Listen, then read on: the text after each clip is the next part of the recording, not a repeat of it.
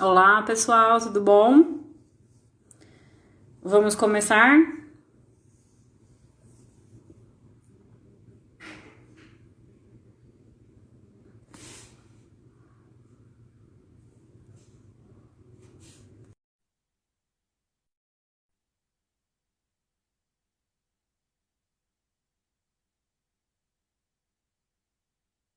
Olá, Oiê, tudo bom? tudo bom? Cheguei do Tudo lado jóia. certo hoje. Não cheguei Oi? Eu cheguei do também. lado certo, não cheguei de ponta cabeça. É isso aí. Apesar da nosso ensaio, hoje deu certo, tá vendo? Evoluindo sempre. É isso aí, o pessoal tá entrando, já tô vendo uns rostinhos conhecidos. Tô vendo aqui um pessoal, nosso pessoal fiel. Tudo Temos bom, um gente? otorrino amigo, que é o Dr. Tobias. Ele é lá do sul. Alguns ex-alunos da FMU. Andrezinha tá aqui. Sim, falei com ela e temos novidades. E... Vamos começar? Vamos lá?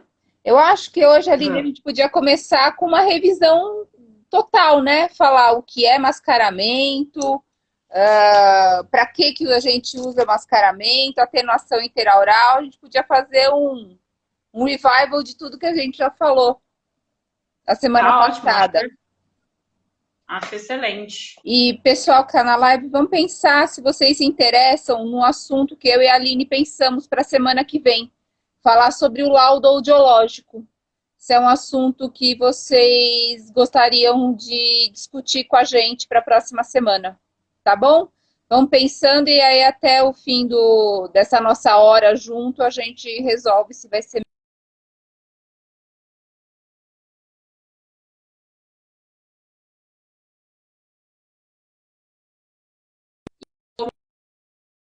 Aditiva, se foi.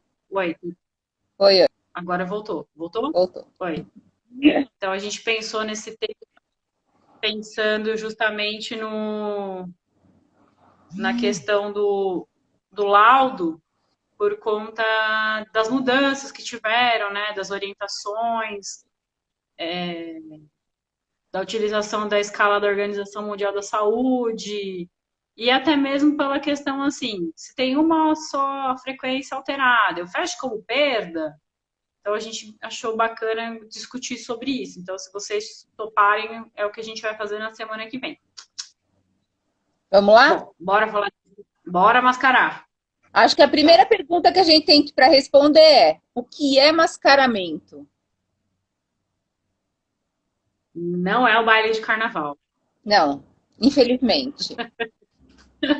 Seria mais divertido. Mas não, eu adoro, Não, mascaramento é divertido. eu acho.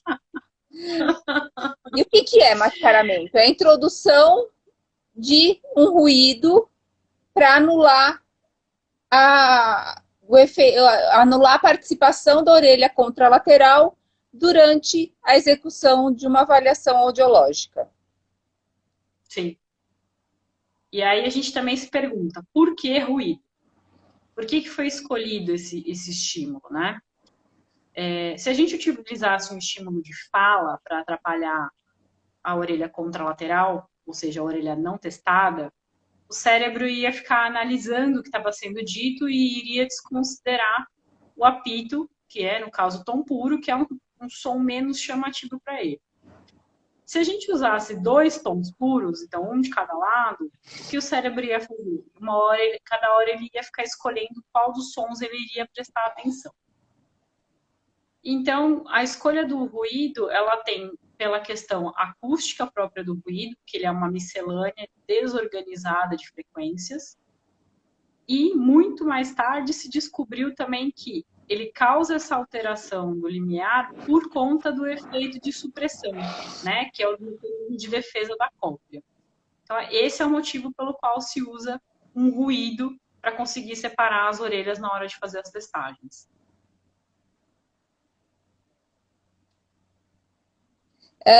E que tipo, a gente tem vários tipos de ruído, né?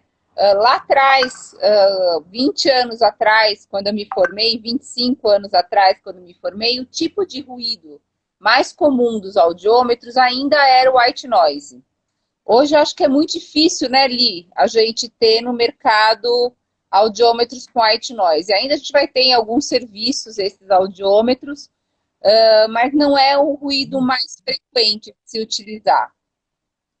Quer falar alguma ele tinha a questão de ser muito utilizado porque ele era mais fácil de ser produzido, né?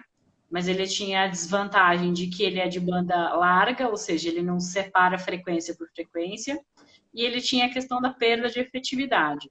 Os audiômetros hoje ainda vêm com ele, mas agora calibrado de uma forma efetiva, só que ele é mais usado para os testes especiais do processamento, para terapia do processamento, do que propriamente para avaliação auditiva.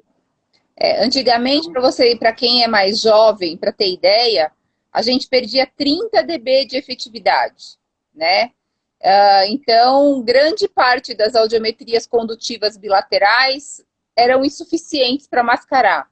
Eu acho que a gente tem uma variação de estados de condição de orelha média que chegam, né? Dependendo da população que se é atendida também. Perdas muito grandes com aqueles gaps abertos de 60 dB, pode esquecer, a gente tinha uma vaga ideia do que acontecia. O white noise não permitia que tivéssemos uma ideia consistente e real da audição do paciente. Tem alguns outros tipos de ruídos, bubble noise, cafeteria noise, pink noise. Quer falar sobre eles, Li? É que assim, eles são mais utilizados assim para testes especiais atualmente, né? O cafeteria noise a gente usa para terapia do processamento, que são sons de fala, de ruído ambiente, assim, desorganizados. E o pink, ele está sendo estudado muito para o uso do zumbido, né? Para terapia do zumbido, mas para audiometria é o narrowband, que ele é efetivo, ele é de banda estreita, ele varia de acordo com a frequência, ele não perde efetividade, e ele é um ruído que você sabe realmente o quanto que você está usando, e ele é menos desconfortável por ele ser de frequência específica. Vamos falar um pouco de atenuação interaural. Então, o que é atenuação interaural? Acho que é legal de começar pelo que é, né? Se a gente pensar que o som é uma onda viajante, né? São partículas de ar que são reconhecidas pelo movimento, que causam a sensação de audição. A atenuação interaural, ela é justamente o quanto tempo leva de chegar de uma orelha para outra orelha. O nosso crânio, ele é uma caixa maciça, né? Ele não é duro como o aço, por exemplo, mas ele também não é pouco resistente como o plástico. Então, a resistência do crânio faz com que essa onda sonora perca energia conforme ela entra em contato com uma orelha, por viajar pela transmissão craniana até atingir a outra orelha. Isso é a atenuação interaural, tá? Tanto que ela acontece de uma orelha para outra. A gente não tem nenhum tipo de medida, por exemplo, de colocar dois sons ao mesmo tempo e ver o quanto de perda de energia eles acontecem, mesmo porque a gente corre o risco de, ao colocar dois sons, fazer com que eles se anulem se eles entrarem na mesma fase. Então, a atenuação é realmente para justamente causar essa separação do trabalho das duas orelhas. E a atenuação interaural, via aérea, a gente vai ter 40 dB, para a gente ter uma segurança. Lembrando, são todas as frequências que têm atenuação de 40 dB? Não. Mas para que a gente precisa enlouquecer para fazer um exame sabendo quanto é a atenuação em cada frequência? Vamos passar uma régua na atenuação mínima, que é 40 dB. Se for 50, ótimo, eu não estou correndo risco. Lembrando que a gente está falando de um fone TDAH, a gente não está falando de fone de inserção.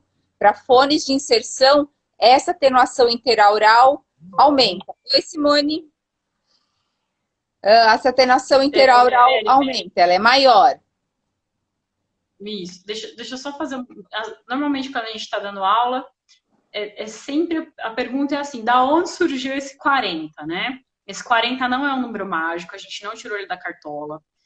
Ele foi feito uma pesquisa em 1940 e alguma coisa, assim, pós-guerra, em que eles fizeram um estudo antropométrico, ou seja, eles mediram a densidade do crânio, a largura do crânio de mais de 2.000 pessoas, no caso foi na Europa, né? E lá, que naquela época, que não se tinha uma miscigenação, então, principalmente o povo mais nórdico tem um crânio mais enrijecido, foi feita essa pesquisa, foram feitas essas mensurações e se viu que naquela população o menor valor que se encontrava era de 40 dBs, tá?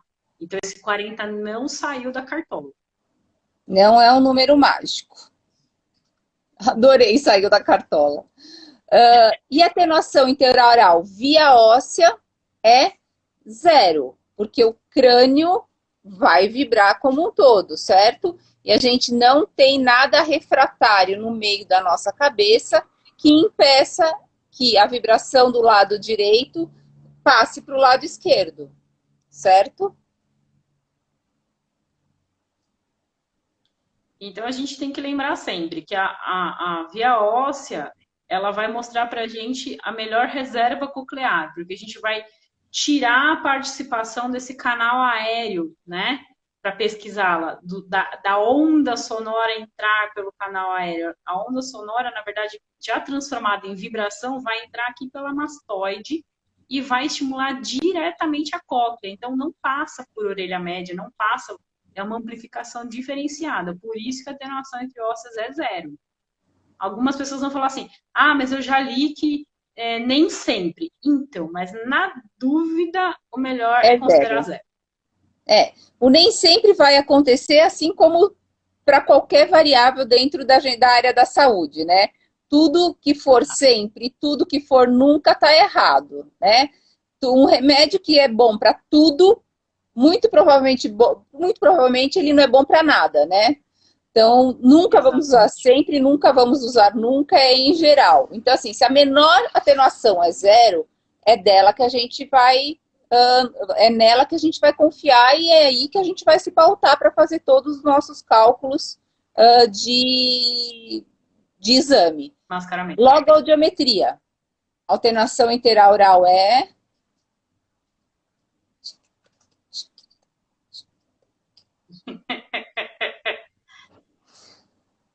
Vamos lá, tem aluno aí que está na graduação que viu esse semestre isso aí, hein?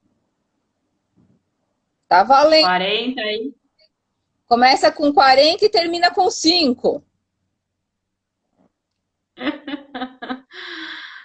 Lembrando que por que é 45? Porque o estímulo auditivo verbal, né, o estímulo de fala, ele é muito mais chamativo para o cérebro do que um estímulo fabricado como o tom puro, tá bom? Então, 45. Por isso que a gente tem esse 5 de lambuja aí.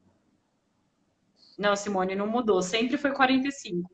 O que é 40, Simone, é via aérea, para tom puro, tá? Quando a gente fala em logoaudiometria, 45, tá bom? E o que é curva-sombra? Sabendo da atenuação interaural, sabendo o que é mascaramento, a gente vai chegar ao conceito de curva-sombra, certo? Sombra, o que é? A imagem refletida de alguma coisa numa superfície, certo? Ó, sombra. Ô, Simone! Tem dó de nós, Simone? Não é isso mesmo, é 45. Não, mas a denúncia não é contra a gente, não, Érica. Fica sossegada, eu sei de quem ela tá falando, mas tudo bem. É? Depois você me conta em off, então. Eu sou lerdinha, viu? Por que curva-sombra? Porque a gente vai ter a imagem refletida de uma orelha na outra orelha com uma diferença de 40 dB. Então, o que é? Eu tenho a via aérea, por exemplo, da orelha esquerda em 0 e a via aérea da orelha direita em 40, 45 ou 50. Imagine isso para todas as frequências. Se eu mantiver essa diferença, ou mesmo para uma frequência, sem o uso de mascaramento, então quer dizer que a via aérea da orelha direita, eu estou falando certo, né? Direito é esse, esquerda é esse, tá certo? A via aérea da orelha direita é sombra da via aérea da orelha esquerda, certo? Eu então, posso se também... a gente não usa... Oi, perdão. Pode falar. Se a gente não usa um mascaramento, a gente nunca vai saber qual vai ser realmente a via aérea da orelha ruim, né? Lembrando aquela coisa assim, onde você tem uma perda auditiva, você já veio com a orelha mascarada, né? Você não Deus precisa mascarou. jogar ruim nela. Deus já mascarou a orelha ruim. Então, não precisa pôr mascaramento nela. Você vai mascarar o quê? A orelha que funciona. É a mesma coisa. Você vai pôr um negócio na tomada. Você vai pôr naquela tomada que funciona para ligar o equipamento, ou você vai colocar naquela que está com o fio desencapado? Óbvio que na que funciona. A audição é a mesma coisa. Você vai usar mascaramento na orelha boa. Eu posso ter uma condição onde eu tenho uma via óssea, ok. Eu posso ter perda nas vias aéreas, mas eu tenho uma via óssea, ok. Por exemplo, uma via óssea toda em 0. E quando eu vou fazer a minha via aérea, eu tenho lá 40, 45, 40, 50. E eu não usei mascaramento para essa via aérea. Muito provavelmente, a via aérea da orelha esquerda é sombra da minha via óssea da orelha direita, porque a gente esqueceu de falar que a atenuação interoral VA-VO também é de 40, certo? E lembrando que é assim, é a VO da orelha não testada em relação à via aérea da orelha testada. Não é a via óssea da orelha contra ela mesma, tá?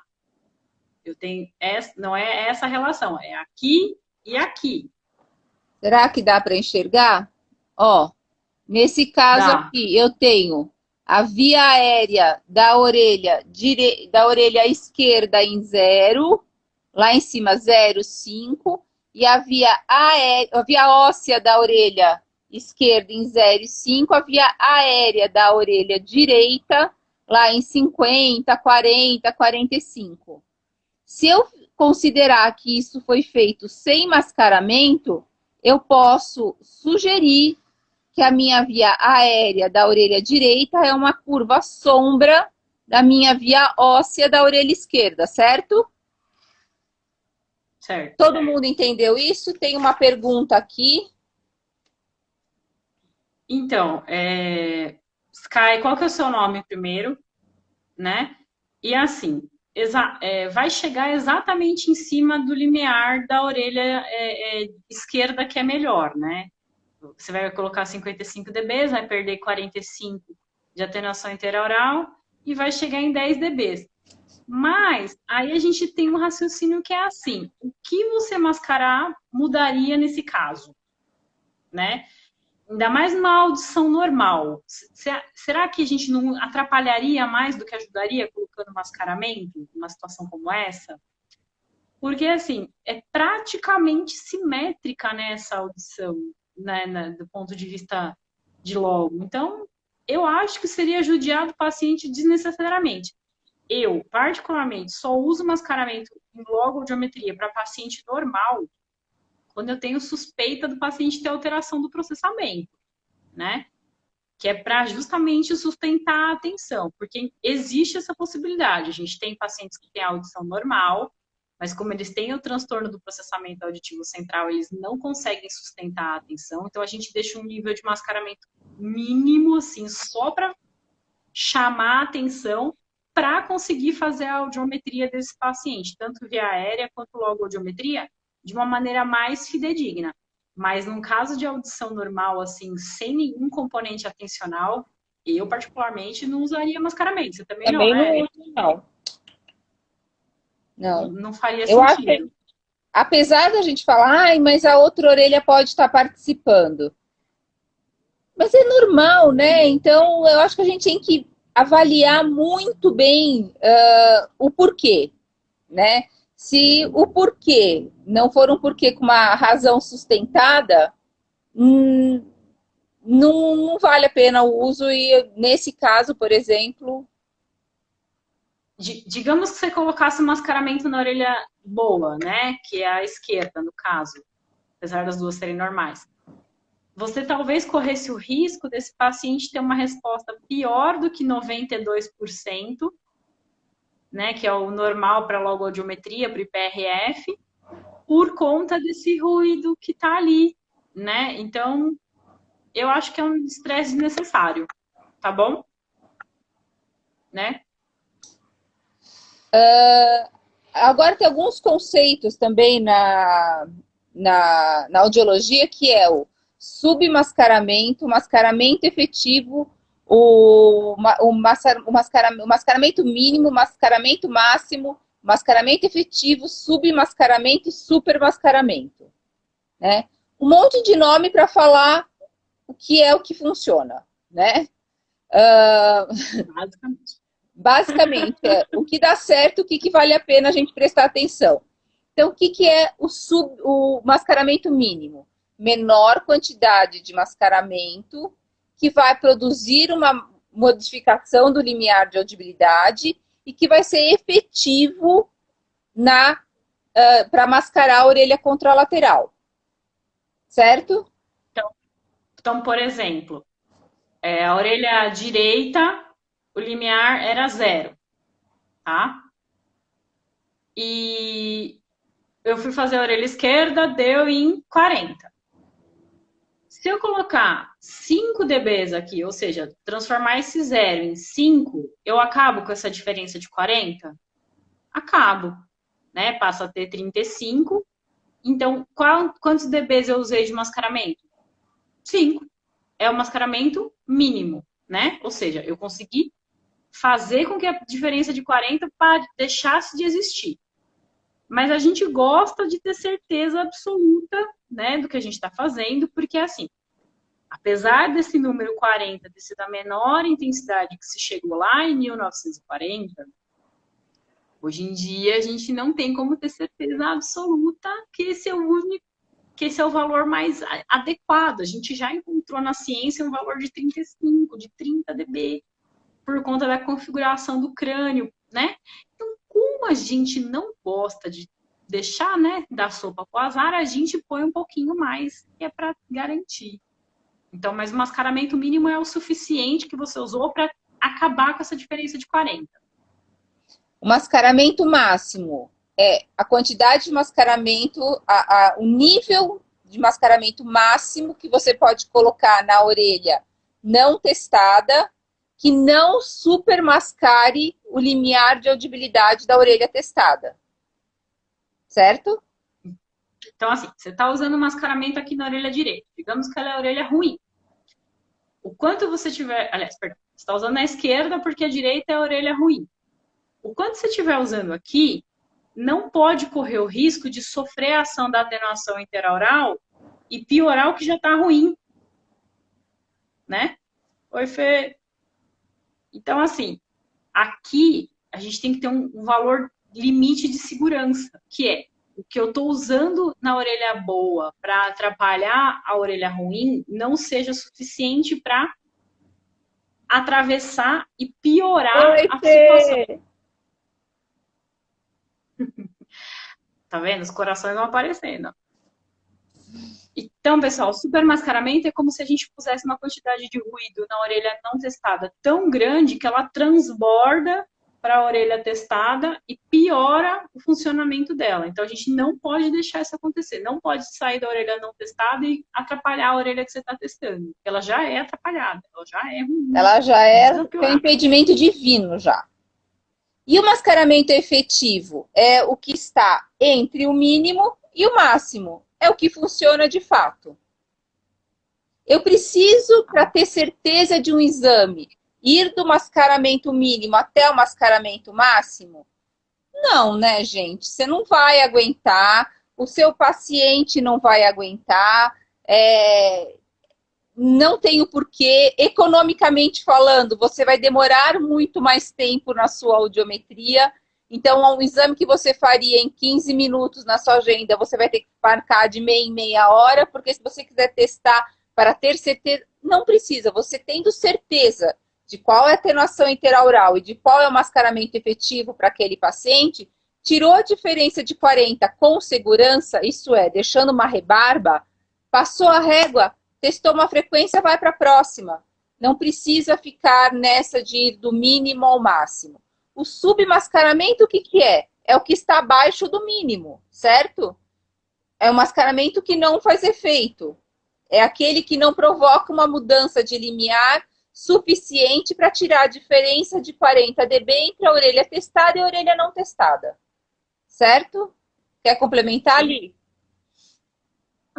Uma coisa que eu acho que, assim, quando a gente está começando a atender, sempre dá aquele friozinho na barriga, né? Então, para não fazer assim, vou fazer o mínimo e o máximo, perde muito tempo, concordo, assina embaixo. Então, assim, mas se naquele momento você ainda sentiu uma coceirinha de falar, será que é isso mesmo? Usa a técnica do platô, dá 2 platôs de 5 dBs, dá uma confirmada e segue, entendeu? Porque se você fez os Sobretudo para paciente condutivo.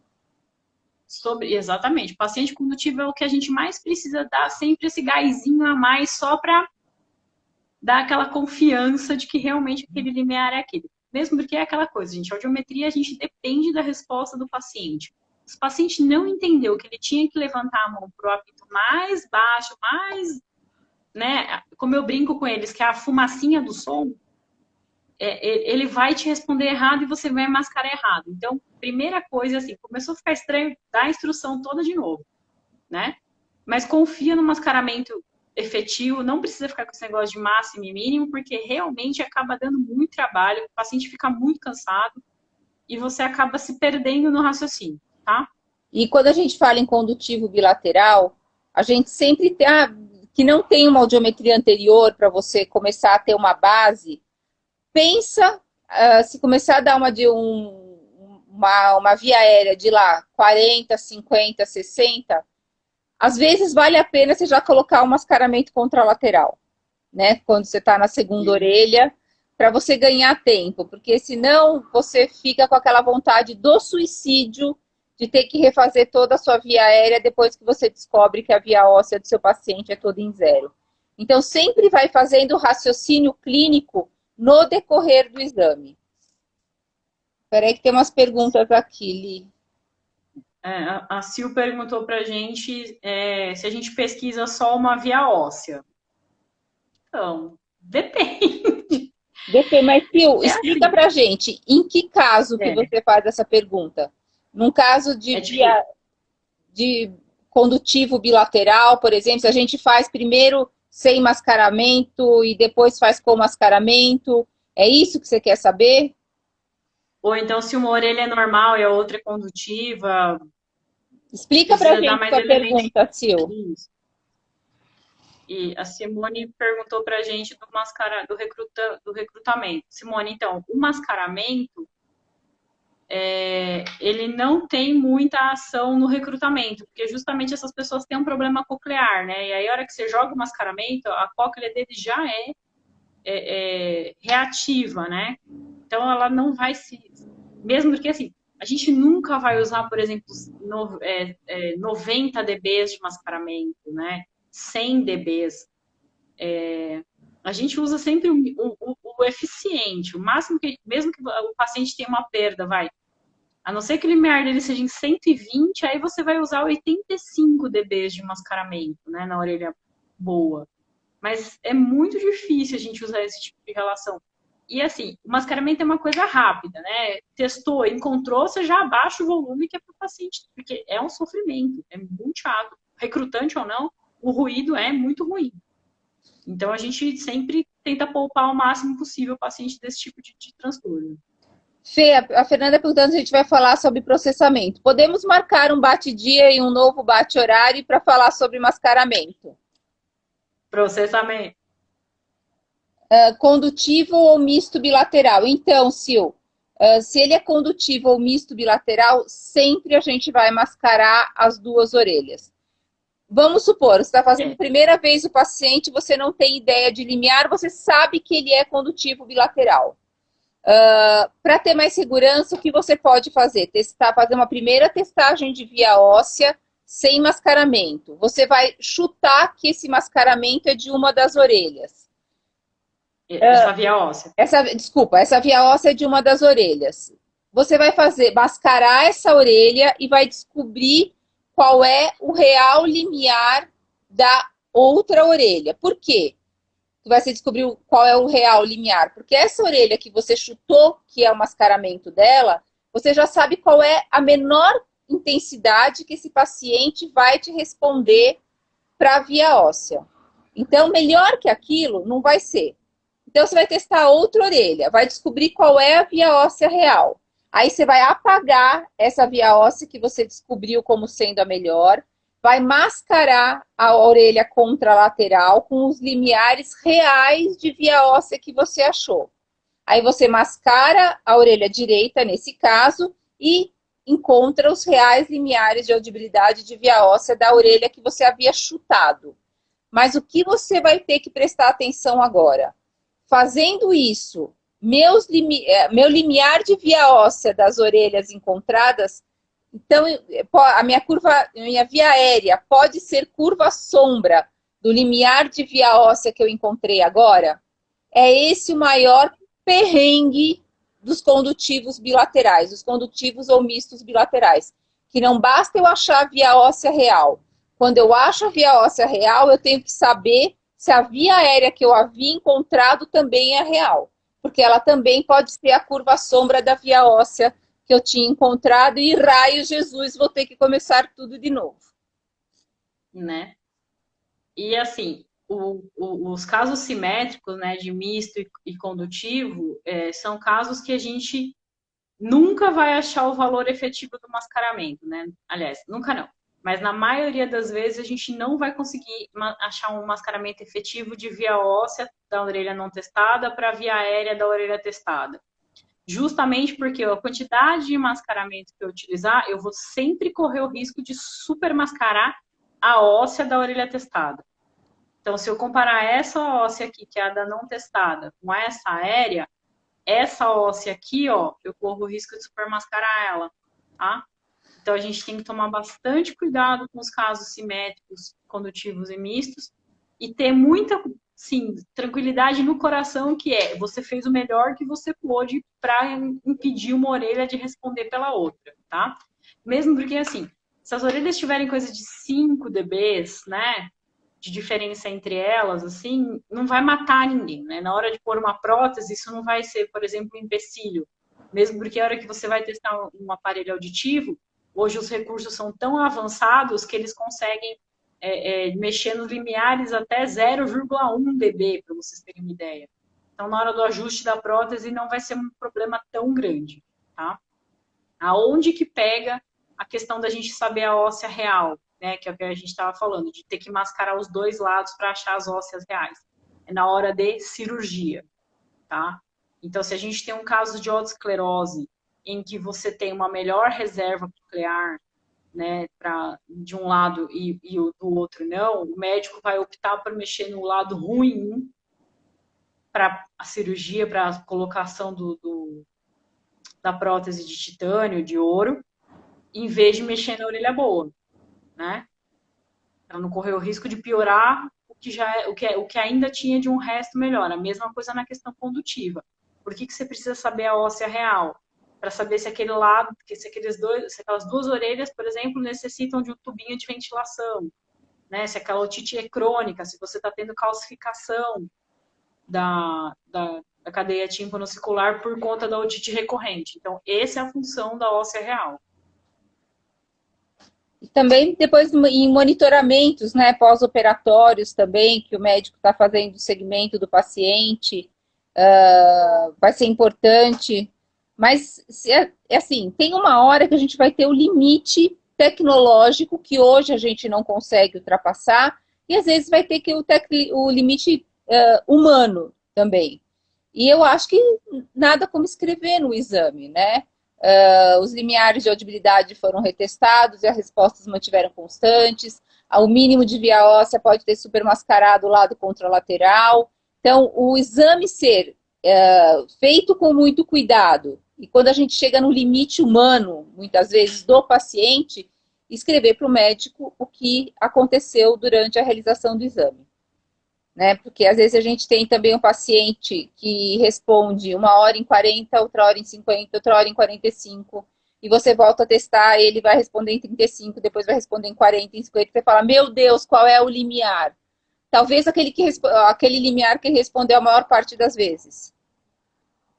Porque é aquilo que a gente conseguiu. E uma coisa que é importante que é assim, o paciente, diferente da gente que está realizando a testagem, ele não sabe que não é para ele responder para o mascaramento, né? Às vezes você mexe 5 dBs no mascaramento e ele levanta a mão.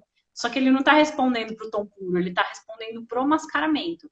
Então, a instrução para o teste de audiometria, ela é 99% de garantia para você ter um sucesso, né? Para você ter resultados realmente confiáveis.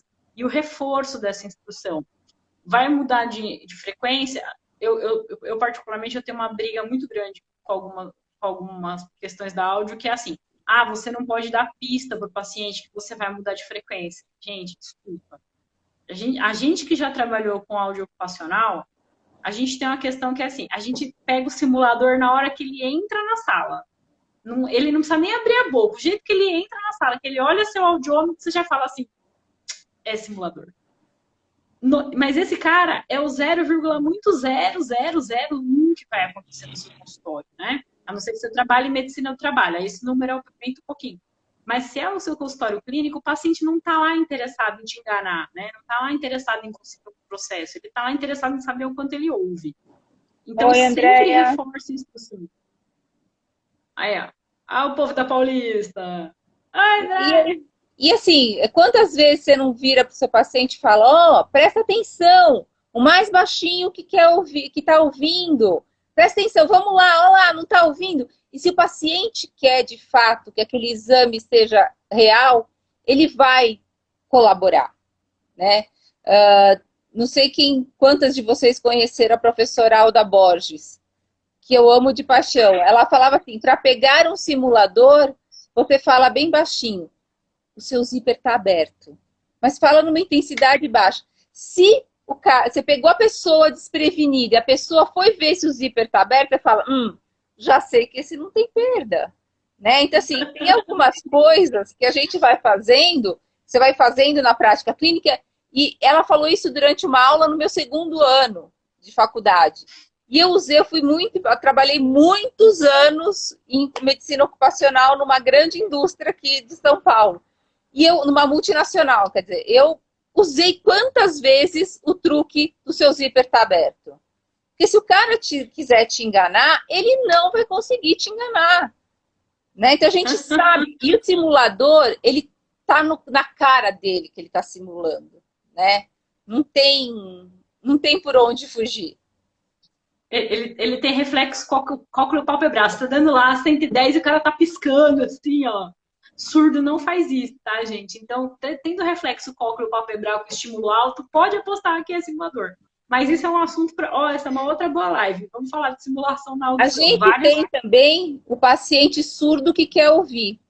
Tem uma fono muito amiga nossa, que o ex-marido dela é surdo. Mas ele é surdo-surdo. A gente foi fazer a audiometria dele. Eu não sei, gente, por Deus, que pista ele pegava. Mas ele pegava a pista. A gente punha ele de costas e ele pegava alguma pista. Ele era o surdo que queria ouvir. Ele era capaz de ter uma audiometria normal. Mas a gente sabia que ele era surdo. Né? Então, assim, vai muito da capacidade do audiologista olhar o seu paciente e você reconhecer quem é esse cara que está na sua frente. E tem um paciente que você faz acompanhamento, que é o velho de guerra. Ele já senta na cabine, já coloca o fone sozinho, ele já sabe as instruções, não precisa fazer nada, que ele faz tudo sozinho. Ele percebe que colabou, ele mesmo ajeita o fone, assim, peraí, tá chegando nos 6.000, né? Gente, vamos falar em gap, que a Aline falou agora do gap. Quando eu tenho uma audiometria só com gap em frequência grave, eu tenho um gap de 20 em 500, 15, 10 em 1000, 2, 3 e 4 é acoplado. Esses gapzinhos, o que que eles são e o que que a gente faz com eles? E a gente tem lá uma mitâncio normal, tudo normal. Deixo será que lá. aconteceu? O que que eu posso fazer para que resolver? Tudo bem que né? um gap de 10 nem é gap, né? A gente pode ter, a gente fica com palpitação, mas o que que muda isso na vida do Então, né? paciente? É que assim, a gente tem que entender que também tem a questão do seguinte, né? Nem toda pessoa que vai receber o exame que você fez, ela vai saber ler o gráfico, né? Então, todas nós já tivemos a felicidade de receber uma ligação ou uma visita à nossa sala e falar, mas tem uma curva eco, reflexo, gap, o que eu faço com isso, tá? Tá errada. E você faz aquela cara de vai estudar. Vai ler um pouquinho? Então, Mas e aí, pessoal, a gente deixa no exame, não deixa, a gente retesta. É isso aí, Simone.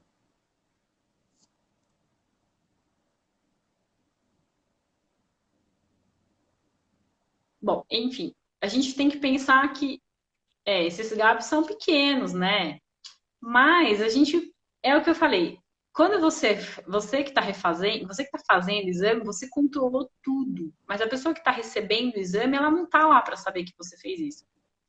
Então, isso, você pode, justamente, se pode ser um colabamento do conduto do método acústico externo, né? Porque a nossa orelha, ela vai cedendo conforme o fone vai ficando muito tempo, né? Principalmente criança que tem um crânio, né? Ainda é mais gelatinoso, assim, né? Então, a gente tem essa questão de ter que fazer o reposicionamento para justamente evitar o colabamento. E dependendo da, que nem, quando é frequências graves, principalmente 250, né? A gente corre o risco do quê? Da cabine não ter não ter isolado o suficiente para que parasse de interromper. 250 é muito grave. Então, ele é praticamente vibração, né? Ele é mais vibração que som. Então, a gente tem o ruído do ambiente. Ah, mas a minha cabine é boa. Então, mas ela não é necóica, né? Nós não estamos na NASA, ela não isola zero. E às vezes você tem um paciente. Volta a falar do paciente com transtorno do processamento auditivo, por quê? Porque ele está lá concentrado fazendo audiometria. De repente, ele brisa, viu a mosca, volta, Adeus, tá e aí bom. ele conseguiu. E aí ele conseguiu ouvir um barulho de fora da cabine, em vez de levantar a mão com o apito, ele levantou a mão com o barulho para fora da cabine porque ele distraiu do exame. Então a gente toma bastante cuidado nessas questões de frequência. O colabamento de conduto, em geral, ele vai dar para a gente também um gap lá nas agudas, né? E o que fazer? Às vezes a gente pega um idoso, um senhorzinho ou uma senhorinha muito idoso, que o conduto vai ficando como oval. É aquele que você, É, quando pega para fazer a imitância dele, você chora. Porque a gente ainda não está tendo som do oval, né? Aí você pega a né? maior que tem, a menor que tem, você põe álcool, você só não cospe na sonda. Mas você reza, você chama todo mundo para te ajudar e aquilo não colaba, aquilo não veda, né? Manda o paciente, abre boca, É, fecha a boca, agora morde. a gente faz isso, a gente começa a ver a orelha do paciente ficar vermelha, e começa a dar aquela taquicardia porque você não conseguiu vedar ainda. Se foi um suplício na imitância, na áudio, muito provavelmente, a hora que você colocar o fone, vai colabar. E quando você for fazer a sua via óssea, a gente vai ter um gap aberto. O que, que a gente pode fazer? Quem falou do fone de inserção? Sim, Nelma, a gente pode colocar o fone de inserção, mas a gente tem uma porcentagem muito pequena de serviços com o fone de inserção disponível. O que, que a gente pode fazer com o TDAH? Puxa, estica isso aí e coloca o fone. Mas em alguns casos o puxa, estica e coloca o fone e não dá resultado.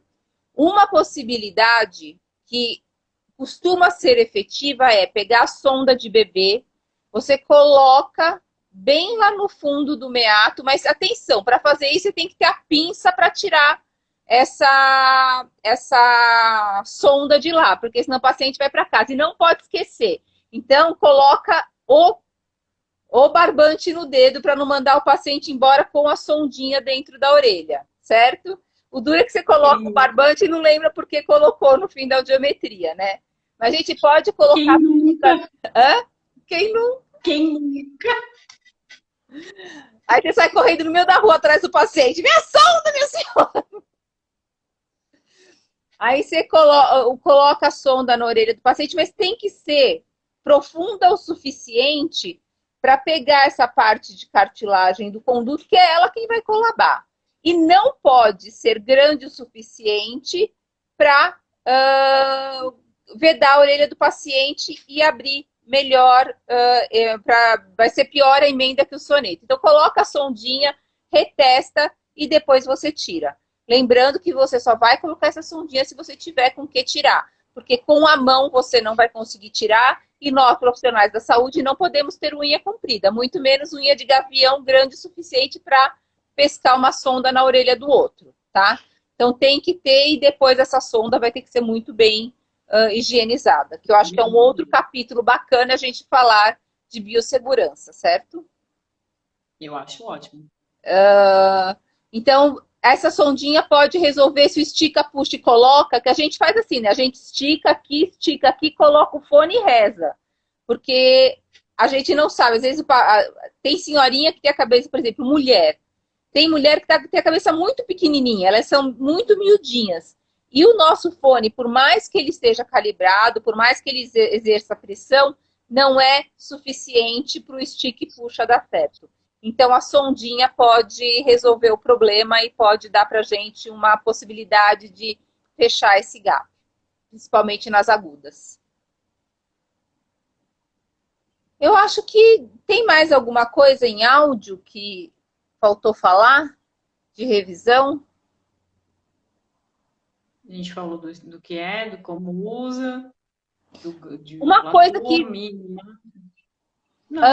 se eu estou fazendo logo audiometria, eu tenho que prestar atenção na via óssea do lado contralateral? Quando eu vou fazer o meu cálculo de quanto eu vou utilizar para mascarar essa logoaudiometria? Vamos lá no exemplo que a gente estava aqui, ó. Peraí que eu sou meio descoordenada. Dá para ver aí, Aline? Tá muito perto. Vai um pouquinho para trás, na sua direção. Sobe um pouquinho. Aí, tá ótimo. Dá para enxergar, pessoal? Então lá, a gente tem... Aqui, a gente... Fala aí, Li. A gente tem aqui, peraí, tem um negócio na frente aqui. A gente tem um lado em 20, né, e um lado em 35 no SRT. Na hora que você coloca o estímulo, né, para fazer o IPRF, você vai usar uma intensidade constante. Então, o lado que é 35, por exemplo, ele vai passar a ser 75. 75 perde 45, vai chegar em 30, né? Então, aqui no caso é a orelha esquerda. Vai chegar em 30. A média da orelha direita é mais ou menos 10, não, é mais ou menos 25. Então, corre o risco dessa via óssea ajudar na logoaudiometria? Sim. Por mais que a gente fale, é uma estimulação que não é natural, que a via óssea é fabricada pelo equipamento, né? Porque a gente usa, que a gente não fala na mastoide de ninguém, mas o TDAH sofre também uma vibração. A gente falando a 70 dB, a 80 dB, o fone de ouvido do TDAH ele também vai vibrar. Então, se ele vai vibrar, ele também vai estimular a cóclea por via óssea. Então, precisa tomar bastante cuidado para não ter ajuda da via óssea na logoaudiometria. Acho que deu, Eri. Deu? Deu. Todo mundo entende isso? Que a gente vai ter sempre que pensar. Quando eu estou pensando em mascaramento, tanto de via aérea quanto de via óssea, com a presença de gap, eu tenho que entender que eu não vou fechar o gap nesse mascaramento. Esse mascaramento sempre vai ter que considerar o gap como sendo constante. Então, se eu vou mascarar, por exemplo, a orelha direita para testar a orelha esquerda, se eu colocar aqui 60 dB de mascaramento em 500 Hz, a minha via óssea vai estar em 20. Então, quando eu vou testar a orelha direita, eu vou ter que pensar, se eu achei o meu limiar em 50, 50 perde 40, chega na orelha esquerda em 10, certo? Mas a minha via óssea com mascaramento está em 20. 20 e 10 está muito pertinho, né? Então, que tal abaixar aqui para 70? Aí a minha via óssea, minha via aérea vai para 70, a minha via óssea vai para 30, porque eu vou manter esse gap de 40 dB que eu tenho entre elas. Aí sim eu faço a conta de novo. 50 perde 40, chega ali... 50 perde 40, chega ali em 10. Se a minha via óssea está em 20, está mascarado? Está mascarado. Deu para entender esse raciocínio? O gap sempre vai ser mantido. Colocando ou não, colocando mascaramento, se o meu mascaramento é de 50, via aérea em 50, via óssea em 0, se eu abaixei a minha via aérea para 60, a minha via óssea abaixou para 10. Se eu abaixei para 70, a minha via óssea abaixou para 20. Esse gap sempre vai correr do mesmo tamanho na audiometria. Tudo bem? E a gente sempre tem que fazer essa conta, não vai e não volta, não vai e não volta, não vai e não volta. Isso é uma coisa que a gente até tinha esquecido de comentar, né? Essa questão do quanto que o gap anda, né? Essa relação entre a aérea e a óssea, ela é fixa. Se você tem um gap e ele é de 30, o quanto você mexer na sua via aérea para mascarar, você vai arrastar a sua via óssea na mesma proporção. Esse gap vai sustentar. Não é porque você está usando mascaramento que você vai acabar com essa relação. Se você acabou com essa relação, é porque você super mascarou. Tá? Então, bastante cuidado com isso. O gap, ele é frequente. Se você achou o valor de 30 tendo mascarado, ele vai ser 30 o tempo todo. Se ele modificou, se ele piorou, é porque você usou mascaramento demais na outra orelha. Tudo bem? Certo? Alguma dúvida ainda sobre mascaramento? Alguém quer perguntar ainda alguma coisa? Eu imagino que a gente já tenha falado tudo, né, Li? Eu acho que sim. Acho que a gente podia só mostrar o caso 6, né? Que a gente ficou de... Que as pessoas ficaram de responder, né? Mas não responderam. Vamos lá. Deixa eu achar ele aqui. É o que está na tela. É esse? É esse. Não, não. Era o outro que a gente estava vendo, o caso 3. Peraí. Esse é o caso 2. Esses dois foi o que a gente os que a gente falou semana passada. Que é o unilateral e o neurosensorial. Era esse mesmo. Então, Fê, a Fernanda tá perguntando. É Fernanda, né? Fernanda Lima. Está perguntando que precisa fazer primeiro a VO mascarada para depois fazer a logo. Se você acha que esse paciente é o condutivo bilateral, muito provavelmente. Senão você corre o risco de ter que refazer a logo. Então, por uma questão de economia de tempo, ou então você faz a logo mascarada chutando um mascaramento, que pode ser efetivo ou não. Então, você pode ter que fazer a logo 2 vezes nesse caso também. Então, ou você faz a via óssea e descobre já qual é o real limiar de via óssea, ou você chuta um mascaramento para fazer a logo, sabendo que você pode ter que refazer a logo de qualquer jeito. Respondi? Quer acrescentar alguma coisa ali? Não, é isso mesmo.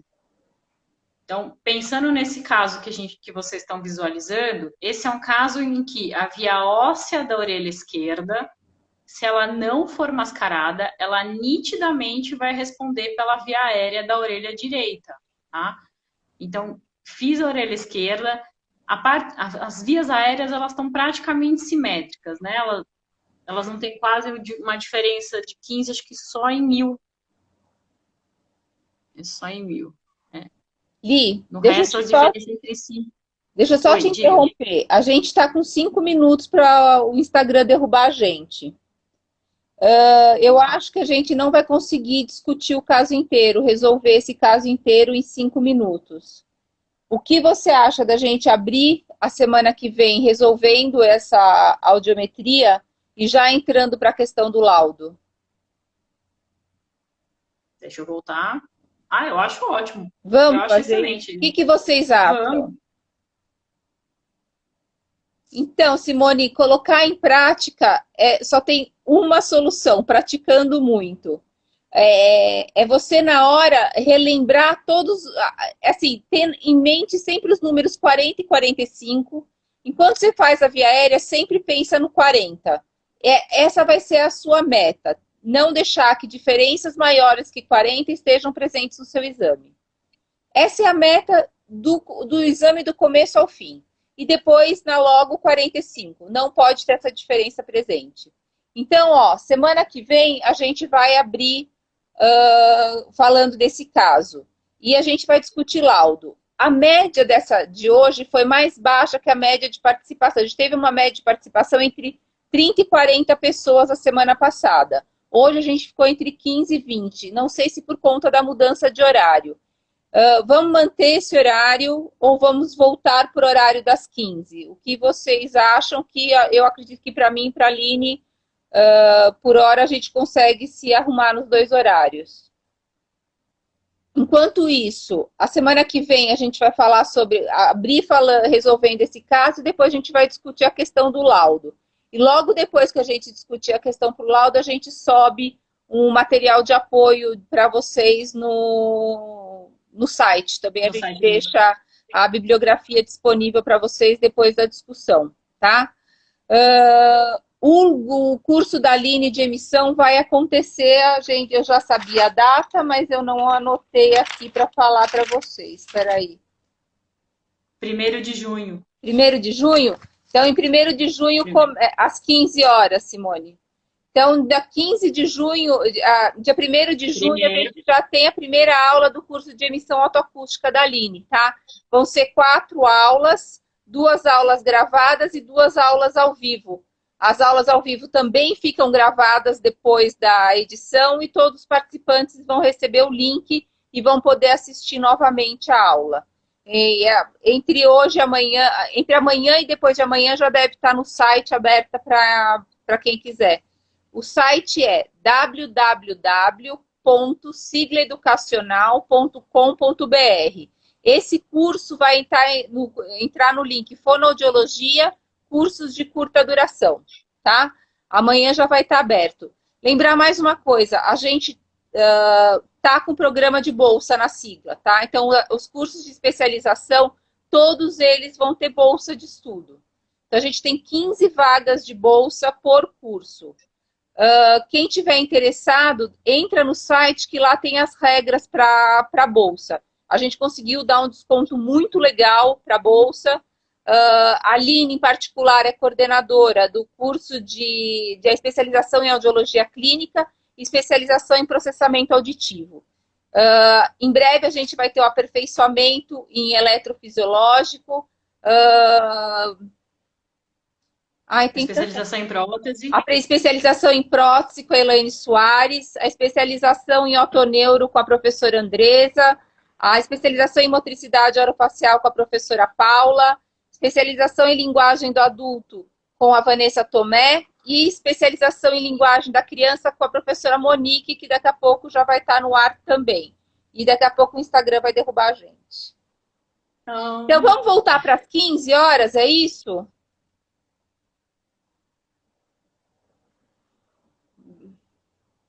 É isso, acho, né? Acho que sim, Érica. Acho que o pessoal estava participando mais. Às 15 horas. Não sei se esse horário de trânsito, as pessoas indo e vindo. Então, semana que vem, vamos voltar para o horário das 15, tá bom? Essa live vai estar disponível no canal da sigla também, tá? No canal do YouTube, Sigla Educacional, essa live vai ficar lá para sempre, tá bom? E tem a especialização em voz, Dri, bem lembrado. Especialização em voz com a professora Cláudia Ligoc. Tá bom? Isso. Ou seja, não tem desculpa para não estudar. Não, tem, e a gente tem especializado, tem MBA em coaching neurolinguística